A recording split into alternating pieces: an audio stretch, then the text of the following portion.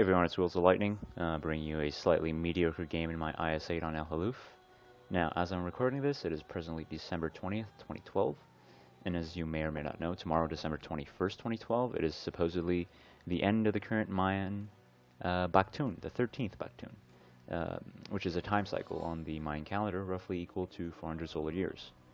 Now, many have interpreted this event as being some sort of sign of the coming apocalypse and of impending doom, and are expecting the world to come to an end in short order. Personally, I do not believe in such things because obviously the end of a time cycle doesn't mean that there isn't one that's going to come right after.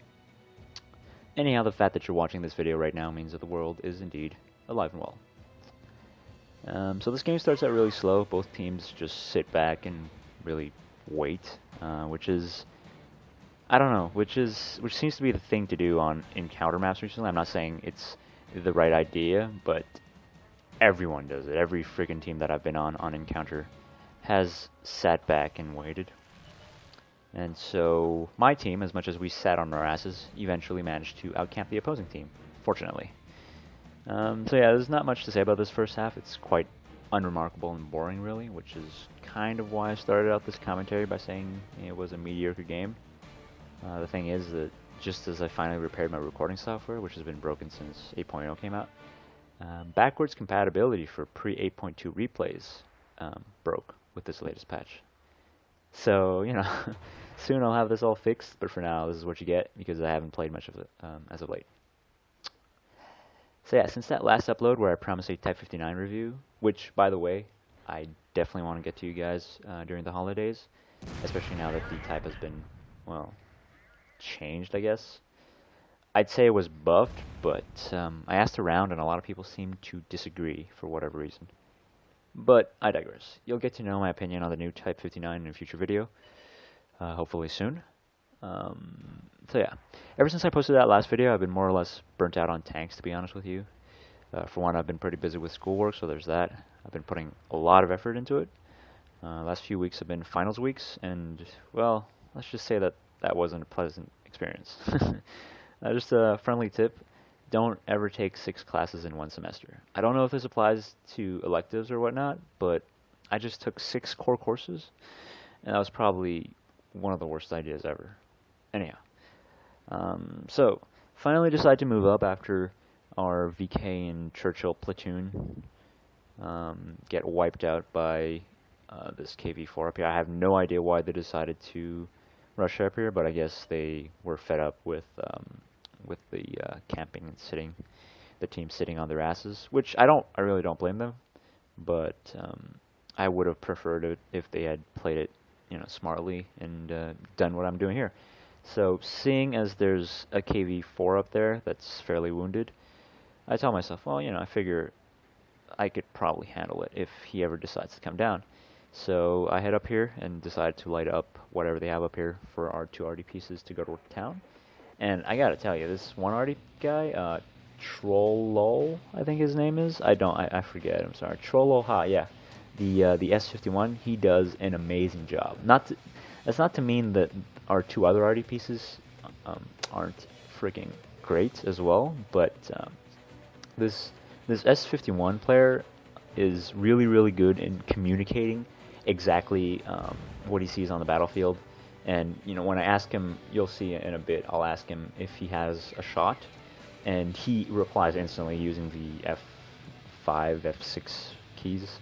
I forget, but he's a really great team player, and I'm really glad we had him on our side because turns out he did friggin' work.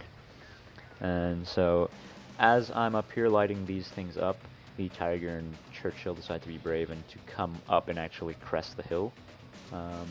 I really wanted to type in chat, don't, and, you know, tell them to wait for the other guys to come down, but I figure, you know, it'd be kind of a pointless endeavor because, well, who the hell even listens in pub matches? I know I don't. I haven't actually met a player yet that I could rely on sufficiently that I would listen to him. So yeah, that seems a bit condescending of me, but I've been somewhat successful as of late, and that's how I've been doing it. So yeah, Tiger took a hit from the KV-4, but he got his licks in. Churchill's gonna get the shit knocked out of him pretty soon. And I finally decide, well, you know, if they're taking all the hits, I might as well come in and try to get a shot on something. As you see there, our S-51 takes out the KV-5, and then he's going to lay some hurt on, I believe, the KV-4, or maybe not. I don't know. I don't quite remember, to be honest with you. Yeah, I come up here, and there's not much space to maneuver, so I figure, the time it would take me to get my gun leveled, I would take a hit from the IS-8 as well, and I really didn't want to do that. At the time, I did not know this, but he's actually running the BL9, so I could have actually pressed it and been relatively safe, but I didn't know that, so there you go. Finally take out the KV-4 with a little help from Tiger. And, well, meanwhile, the rest of our team seems to have cleaned up the little push that came on their side, and they're moving up to the base as well, which is awesome. We have a TD, I believe it's our... Is that a T-25T? T-25-2? I don't know. It's either T-25-2 or an AT-15A. I really can't tell. Either way, that thing is capping, so that's good. That's putting pressure on the enemy team. There we go. I ask him if he can hit the IS-8, and immediately he replies negative. Can't hit him. Go. I ask him if we have to engage, and he says, "All right, do it." And that's what I do. So yeah, I come up here and I see, whoa, okay.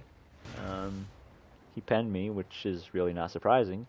But then I see that he has the BL9, so I figure, might as well play it safe. BL9 actually has a faster rate of fire than the M62T, and being that it's a smaller, well, not necessarily smaller, lower tier gun on a bigger tier tank. And here, the IS-8 gets taken out by 50-2, which is, I thought, really funny at the time. So yeah, took a hit from the IS-8, but managed to take him out in return with some help from the Churchill, sponging up, I think, a few of the shots. And I decide to push forward to the base. I see an IS here, and I get really, really aggressive.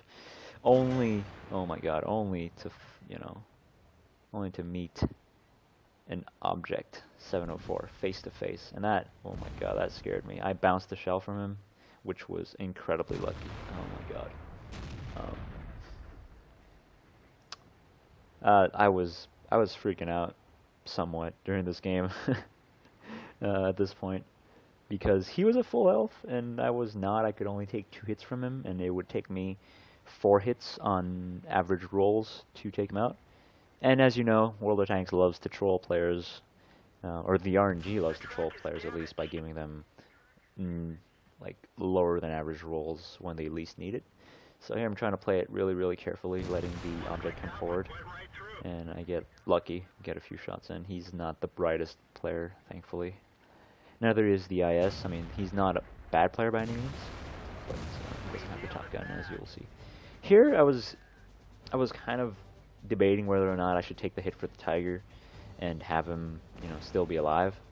But I ended up not taking the hit for him. In hindsight, seeing as how the IS didn't have the top gun and the object player wasn't all that great, and how they, the IS just keeps bouncing off of me, I definitely could have taken the hit for the Tiger. But as I was in the heat of the moment, I was really thinking, well, if I take a hit for the Tiger and he proceeds to bounce his next few shots off of the object, then we're both fucked, because if he bounces, that means, well, his shots have a higher percentage chance of bouncing than mine, because he has less penetration, for one. He does less damage, for two. And if he keeps bouncing, which it's a very low probability of happening, because an object doesn't really have that much armor. But if he keeps bouncing like that, and I took a shot for him, and then the object took me out, then we'd be not necessarily in bad shape, but I'd be dead. So I decided against it. In hindsight, I'm really sorry, Tiger player. But yeah, I definitely could have taken that hit for him. Anyhow, replay's coming to an end. I really didn't talk much about future plans, but yeah, I'll be coming out with that Type 59 review / commentary, I guess, sometime soon. As soon as I can get a good replay, a good Type replay, with this new patch, of course, because obviously any older replays that I've had are pointless, seeing as how they don't really apply anymore. But anyhow, thank you all for sticking with me, even though I've been mostly inactive as of late. I really want to change that now that the semester is finally over and that the pressure is mostly off. So hang tight, and I'll see you soon.